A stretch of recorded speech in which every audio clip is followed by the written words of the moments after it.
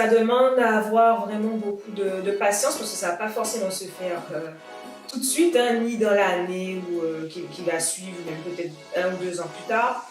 Donc c'est vraiment beaucoup de patience, beaucoup de persévérance et je dirais qu'il faut également surtout s'entourer des bonnes personnes spécialisées dans chaque domaine qui leur sont attribués.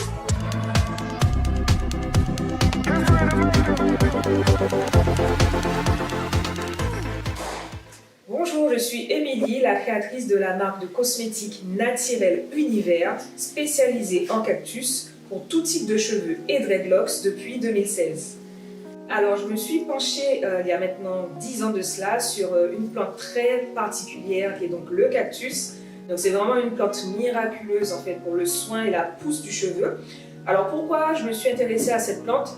Tout d'abord parce que j'avais remarqué, déjà dans un premier temps, que dans la communauté Rasta, c'était déjà une plante qui était utilisée déjà depuis vraiment très longtemps. Et notamment également à l'époque de nos arrière-grands-parents aussi. Je me suis rendu compte qu'elle avait des vertus très importantes en termes d'hydratation du cheveu, quand on sait que c'est l'une des problématiques les plus répandues sur le cheveu afro. Donc déjà, ça m'avait déjà interpellée. Et par la suite, je me suis rendu compte aussi qu'elle avait des vertus très intéressantes quant à la pousse en fait du cheveu. Donc de là, j'ai commencé à effectuer également des recherches en termes d'études, hein, donc toutes les études qui ont été faites sur le cactus. Je me suis également rapprochée de certaines personnalités spécialisées en plantes qui m'ont également confirmé des grandes vertus que cette plante-là pouvait contenir pour la partie capillaire. J'ai lancé cette activité parce que je me suis rendu compte du pouvoir en fait de cette plante qui est donc le cactus, de son pouvoir sur les cheveux, sur la pousse, sur l'hydratation et surtout après moi-même avoir testé en fait les prototypes que j'avais commencé à réaliser chez moi sur mes propres cheveux mais également sur mon entourage. De là je me suis dit il y a quelque chose à faire, il y a vraiment quelque chose à faire. Donc tout ça m'a aussi emmené à quitter en fait mon CDI tout simplement, donc laisser mon confort entre guillemets par rapport à toute l'activité salariale, mais j'ai dû également vendre mon véhicule de l'époque pour pouvoir me permettre de lancer en fait cette activité. Par la suite, on s'est retrouvé vraiment envahi de demandes puisque lors de mes débuts, c'était vraiment beaucoup de bouche à oreille puisque moi-même, je n'étais pas trop du genre non plus à m'exposer sur les réseaux sociaux. Donc ça s'est vraiment développé grâce à la clientèle, que ce soit les particuliers ou les professionnels, qui ont vraiment commencé à parler autour de la marque. Alors c'est vrai qu'en parallèle, moi-même aussi, j'ai participé également à plusieurs quand même émissions télévisées, même des émissions de télé-réalité liées au relooking ou à la beauté, qui a également aidé à la notoriété de la marque. Donc ce qui s'est posé là comme problème, c'était vraiment de suivre la cadence en fait en termes de production pour répondre à la demande de tout le monde. Parce que bien évidemment, ce qui s'est passé, c'est que je me suis retrouvée après à la tête d'un réseau d'une plus de quarantaine de distributeurs. Donc ça s'est avéré quand même compliqué pour moi parce que c'est quelque chose que je n'avais jamais fait auparavant. Donc il fallait gérer la partie particulière et la partie professionnelle.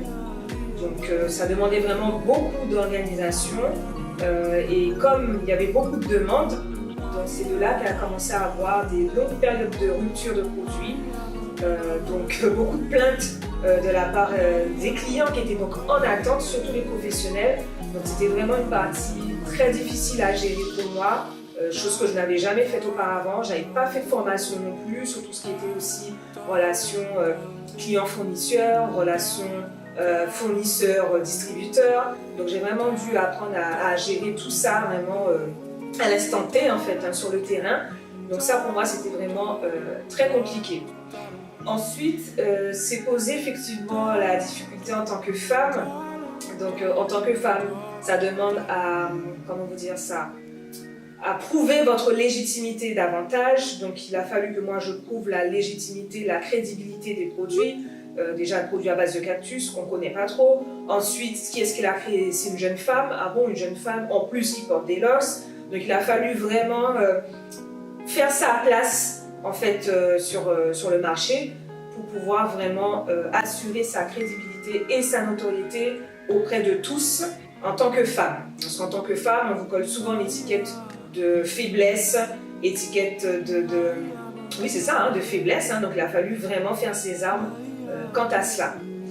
Et ce que j'ai eu aussi comme difficulté à l'époque, qui me fait sourire aujourd'hui, mais à l'époque ça me faisait vraiment pas rigoler, c'est-à-dire qu'il y a eu tellement de succès par rapport à ces produits innovants, que parmi mon réseau de revendeurs, j'ai eu aussi des propositions, limite, c'était même pas de la proposition, c'était m'imposer une espèce d'exclusivité, donc à proposer mes produits uniquement sur 2 magasins situés en Martinique.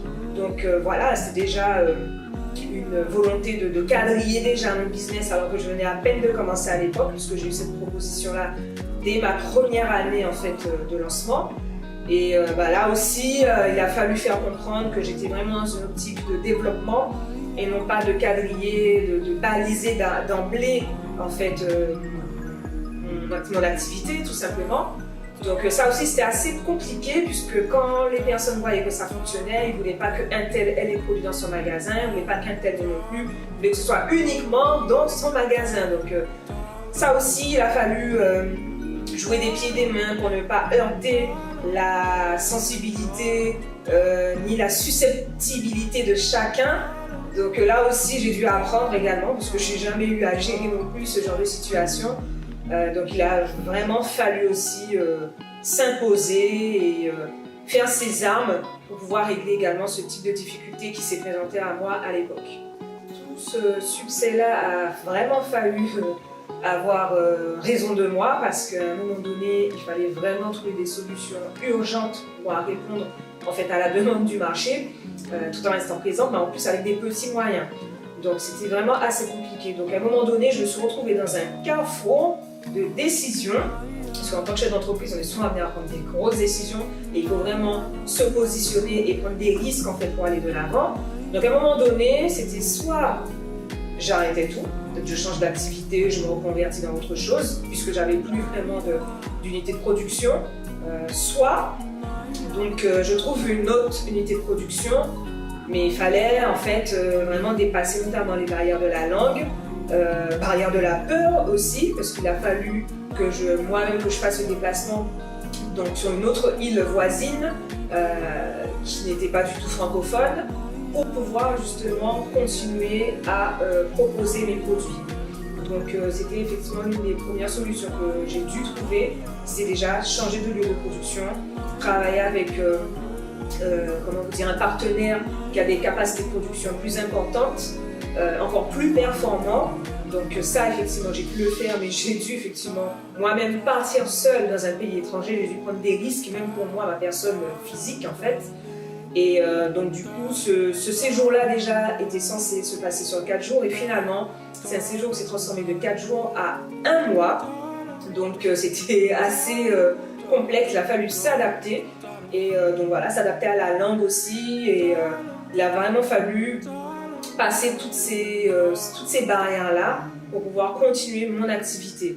Donc en travaillant avec une autre unité de production, ça m'a permis également non seulement d'améliorer la qualité de mes produits, mais ça m'a permis également de changer de packaging, de monter en fait en grade, on va dire, de proposer un packaging beaucoup plus adapté, beaucoup plus luxueux si je puis dire, et qui m'a permis justement de revenir sur le marché. Et ça s'est fait juste avant le premier confinement qu'on a tous connu au niveau mondial.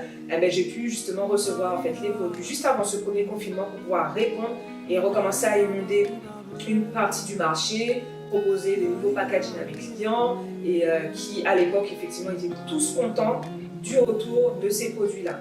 Donc ça m'a vraiment permis de revenir en force en fait, et de pouvoir continuer à proposer surtout des produits naturels, toujours de haute qualité pour ma clientèle. Alors ces 10 dernières années m'ont vraiment apporté beaucoup de choses, puisque cela comprend effectivement l'idée, ensuite le lancement de manière artisanale, puis le lancement auprès d'un laboratoire, puis les difficultés que j'ai eues. Donc tout cela m'a permis vraiment déjà d'améliorer davantage en fait mon organisation, même si de base je suis quelqu'un de très organisé, mais il a fallu vraiment s'organiser davantage. Cela m'a permis aussi d'acquérir des connaissances, notamment sur tout ce qui était aussi notamment logistique, douane, comment vous dire ça, tout ce qui était taxes, tout ce qui était réglementation également lorsqu'on travaille en cosmétique avec des pays étrangers, tout ce qui était également relations clients-fournisseurs, relations fournisseurs-distributeurs. J'ai également appris pas mal de choses aussi au niveau juridique, au niveau conditions générales de vente, au niveau, enfin voilà, c'était vraiment quelque chose de très très vaste et ça m'a permis également de prendre, on va dire, toutes les choses un petit peu moins à cœur, de vraiment voir le business comme un énorme jeu d'échecs en fait, hein, parce qu'en réalité c'est de ça dont il s'agit. Il faut essayer de ne pas trop prendre tout ça trop à cœur ni trop au sérieux, car c'est vraiment une aventure en tout cas que j'ai choisi de vivre à travers différents gros risques que j'ai pris, et puis surtout je savais en fait quels étaient les débouchés que ces produits-là, que cette marque, ce concept peuvent apporter, le succès qu'il y a derrière, le nombre de personnes que ça a pu aider, en sachant qu'à ce jour il y a quand même plus de 200 témoignages de clients satisfaits en fait de ces produits-là. Donc je suis vraiment très consciente en fait, on va dire, de ce que cette marque peut apporter à l'avenir, et je sais qu'elle va continuer à se développer et qu'il y aura encore d'autres nouvelles choses, d'autres belles choses encore à proposer en fait à ma clientèle. Donc ça m'a vraiment permis en fait de gagner en confiance, de gagner en connaissance du monde du business. Comme je vous le disais, à la base j'ai fait aucune formation spécifique dans tout ce qui était management de projet ou autre. J'ai vraiment non plus aucune étude, j'ai fait aucune étude dans le domaine des cosmétiques, donc je suis totalement autodidacte là-dessus. Donc j'ai vraiment aussi appris pas mal de choses, notamment dans tout ce qui était réglementation cosmétique, réglementation européenne notamment. Alors ce parcours que j'ai vécu, donc qui est vraiment riche d'ailleurs en beaucoup de difficultés, m'a tout de même permis de gagner davantage en termes de courage, je dirais, en termes aussi de persévérance, puisque bon, tout ça ce sont des épreuves dont il faut se servir pour pouvoir s'améliorer et continuer d'avancer, aller plus loin. Et surtout, ça m'a permis de gagner davantage. Bon, ça me fait sourire parce qu'à la base je le suis, mais là je le suis 10 fois plus. C'est-à-dire que j'ai gagné beaucoup en termes d'acharnement.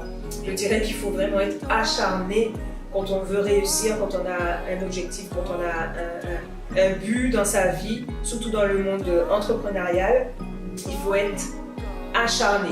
Il faut vraiment être acharné. Je dirais également que cela va demander de faire preuve de beaucoup de patience, parce que c'est vrai, des fois quand on a des idées comme ça, surtout des idées innovantes, ou qu'on a une vision, qu'on veut vraiment se développer à grande échelle, ça demande à avoir vraiment beaucoup de patience, parce que ça ne va pas forcément se faire tout de suite, hein, ni dans l'année qui va suivre, même peut-être 1 ou 2 ans plus tard.